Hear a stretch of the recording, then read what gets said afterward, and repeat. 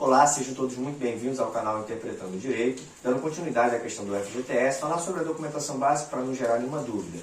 É identidade, CPF, comprovante de residência, a procuração, a declaração de hipossuficiência, o extrato analítico do FGTS, as carteiras de trabalho e para quem é a planilha de cálculo, obviamente, né? E para quem é aposentado, a carta de concessão lá no meu INSS. Então essa carta vai conseguir lá no aplicativo do meu INSS. Então, para quem é aposentado, precisa dessa carta. Inclusive, isso pode e deve modificar o pedido na inicial. Então, fica a dica. Com relação também à questão da declaração de hipossuficiência, é importante que se tenha ela, ok? Mesmo que a ação seja protocolada no GEF. Ainda vou falar sobre a questão de competência e jurisdição em próximos vídeos, mas aqui fica a dica, é importante colocar. Uma outra dúvida que surgiu. Professor, o meu parente, o meu ente querido veio a falecer, infelizmente, por conta da Covid ou por qualquer outra questão. Ele era ou não era aposentado? Independentemente disso, tem direito? Essa é uma pergunta interessante. Então, mesma situação, só que aqui eu gostaria de fazer alguns breves comentários. Isso para todas as ações, tá? O artigo 18 do CPC vai dizer que ninguém em nome próprio pode pleitear um direito à lei, salvo as exceções da lei, ok? Essa é a primeira informação. Então, eu poderia pleitear um direito de uma pessoa que veio a falecer, por exemplo, nessa questão da correção do FGTS? Sim, em que momento?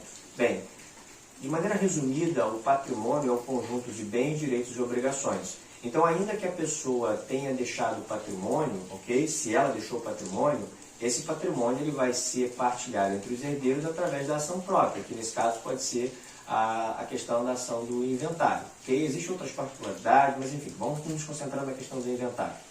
O inventário é o meio processual para que esse patrimônio vá para o herdeiro. Então, quem representa o herdeiro, perdão, quem representa lá o decúbito, o inventariante. Então, o inventariante, ele representa o espólio, ok? Então, o espólio detém a legitimidade na pessoa do inventariante para pleitear essa correção do FGTS. Então, para aqueles que já têm ação de inventário em andamento, o espólio pode ser representado e brigar por essa possível correção.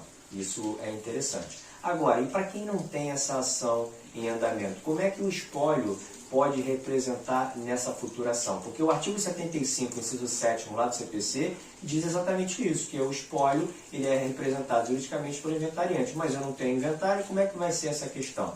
Aqui, então, a jurisprudência entende, é pacífica, que o conjunto de herdeiros tem a legitimidade ativa para poder pleitear essa ação. Então, de maneira resumida, é o espólio da pessoa do inventariante ou o conjunto de herdeiros. Quem seria esse conjunto de herdeiros? Bem, basicamente os necessários. Pai, mãe, cônjuge ou filhos. Existem os outros, colaterais, enfim. Mas basicamente a gente se concentra na questão aqui dos herdeiros necessários. Então o conjunto de herdeiros detém a legitimidade para poder entrar com a ação. Ou, se já existe uma ação de inventário em andamento, o inventariante na pessoa do espólio pode então ingressar com a ação. Lembrando sempre, inclusive essa ação seria julgada hoje, ela foi suspensa, como eu disse nos vídeos anteriores, tá? Por uma questão de, pode-se dizer assim, pelo impacto econômico que essa decisão poderia ocasionar aos cofres públicos, ok? Então, tudo que eu venho falando aqui nos vídeos é claro e evidente que considera-se que a decisão seja favorável, como eu expliquei nos vídeos anteriores, ok? Então, questão de legitimidade aí sobre a questão da pessoa falecida, era isso que eu gostaria de tratar no assunto de hoje, ok?